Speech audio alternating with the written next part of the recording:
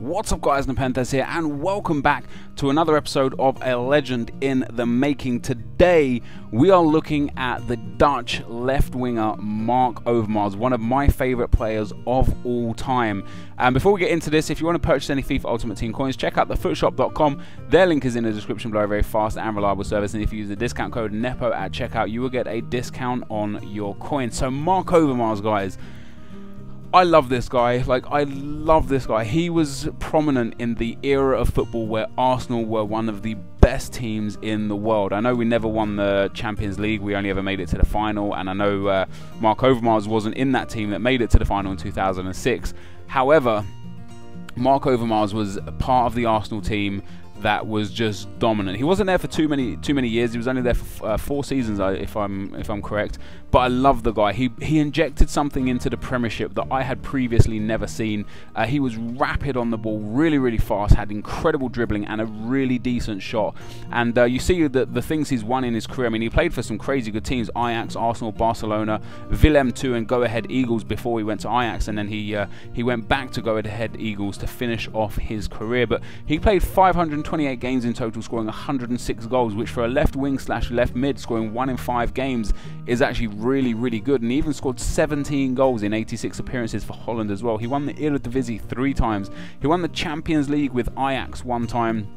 And of course he won the Premier League and FA Cup in Arsenal's 1998 double winning season, and that was Wenger's first full season at the club, and he made Overmars a great player for me. You know, one of my favourite Arsenal players. Like I said, he won the European Super Cup 1 time and the KNVB Cup 1 time, which as far as I know is like the Dutch FA Cup. So I've given MARC OVERMARS 4-star skill moves, and I'll talk about that in a bit more in a second, but I've also given him a 3-star weak foot. So the reason why I've given him 4-star skill moves, he wasn't, like, the way EA do skill moves is not based on whether or not a player can do it, but how often they produce skill moves in game.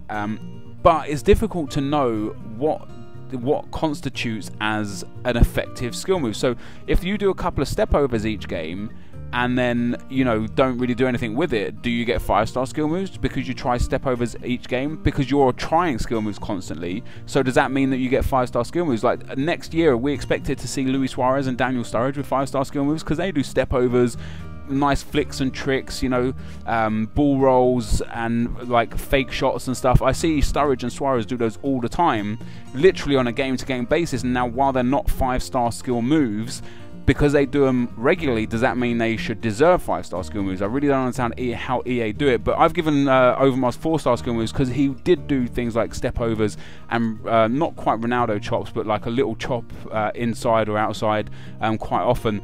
And this is the card I've given Overmars. Maybe I'm a little bit biased, maybe. I've tried to be as fair as possible with the Arsenal players, and I think this is fair. 92 pace and 88 dribbling for Overmars with 87 shooting.